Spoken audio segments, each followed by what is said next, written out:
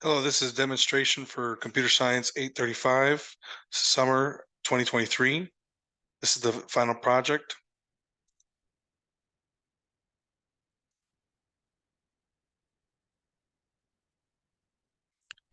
So I'll begin by sharing my screen.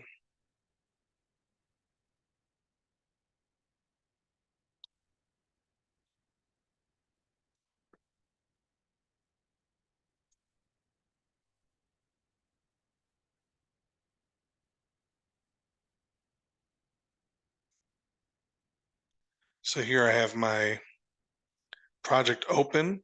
So this is my student grade management system. So we can go ahead and begin by running the application. First, I'd like to show that in the remote database that we actually don't have any student grade information. So we have a table. I have three tables here.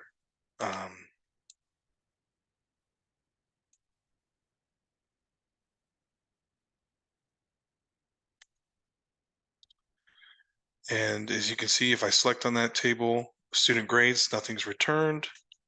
Here we do actually have some course information that I've imported previously.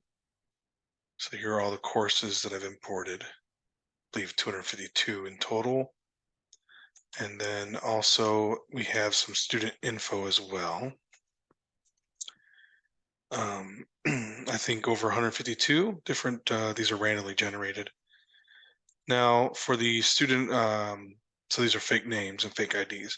For this example, we'll use the student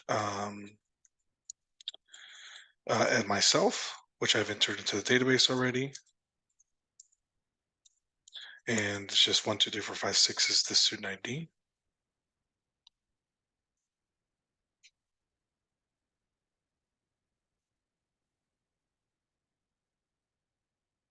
And see, we have no courses for this student, so the grade overall GPA is 0. So the application actually calculates the new GPA whenever you add, delete, or modify existing grade records.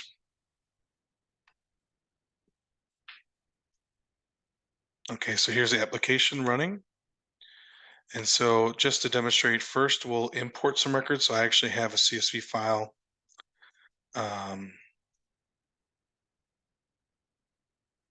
already prepared. It has just 3 records in it. And I'll demonstrate that here. So this assumes a specific file name and file path, as well as no header included in the file. So it's a comma separated value file or CSV file, but the header is not included. So let's import these records into the database. So here you'll want to enter the full file path with the file name, including the extension. So here I'll copy the full file path here, and then use a backslash, and then use the exact name as well with the CSV extension. So I click import. So here it should connect to the database. Let me make sure my VPN's on. Okay. So student grade records have been imported. Calculating new GPAs for the student. So if we run back to into the database, remote database, we can actually select, and we'll see the GPA information is updated. So there were 3 students in that file, so I'm going to go ahead and select for those 3, and you'll see that you have 3 grade records and 3 students. So if you look at the file, we can see that 1, 2, 3, 4, 5, 6 had an A. This individual had a C. This individual had an F. So that's why the GPA is 0 for Eve Levi, and for Adam Cohen it's 2 because it's a C. And then for Crucius, that's A for 4.0. We can also see the actual grade records in the student grade database here, or table. Don't want to delete it, so let me just go ahead and select from the grade table. And we have our 3 records. So now let's go ahead and actually, so we demonstrated that the import button works. Let's go ahead and add a record. So let's say we want to add a record for myself. We'll say CSC 736, we got a grade of a B. We'll do the year 2023. Semester is spring. Submit. So new grade record has been added successfully, and then it shows the values that were entered. Calculate a new GPA. So if we head over to the database here again, if I select on this same table, student grade records table, we'll have a new entry. So that's the 736. And then if we select on the student info table for the student in question, which is myself, we'll see that the GPA has been updated to 3.5. So it went from 4.0 to 3.5. Let's say that we wanted to add a few more records. Let's add a couple more records here. So the same student, course number this time will be 737, grade of a B, 2023, spring. So I'm going to add a couple right now so I can demonstrate the delete and modify. Okay, so let's add another record. 1, 2, 3, 4, 5, 6. Let's say course number 815, grade of an A, 2022, fall. Okay. Calculate a new GPA. So if we head back into our database here, let's go ahead and select for that student info here. We'll see the overall GPA. It did remain the same. It's probably because of the grades that I selected, but we can actually see that the grades do show up in the table, in the student grade record table here. Right? So we have 2 A's and a B, and this is all for the same student. And 2 B's. Let's say we changed, let's say we made a mistake and said, oh, we want to change this grade. So we would have to enter the student ID and then all the information except for the grade. So you have to be exact here. 736, let's see, 2023. So you'd have to know these things, spring. And what's nice is when you search for it, it'll confirm that the student grade record, it's searching for student grade record. If it's found, it'll confirm that a student grade record was found. And then it'll auto-populate the text boxes for you. And then you just enter the new grades. Let's change that to a C. Grade has been modified successfully. Calculate a new GPA. So let's head back. If we run the same select statement here, we should see that the grade was modified to a C. And if we actually check the GPA, overall GPA for that student, it should brought it down to a 3.3. Okay, let's say we added a record, but we made a mistake. We want to delete it, right? So let's say, we added a record here.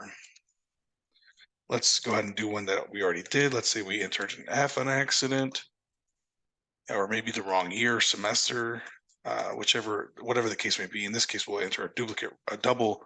It won't be a duplicate record because of the, let's say we accidentally did summer of 2022, right?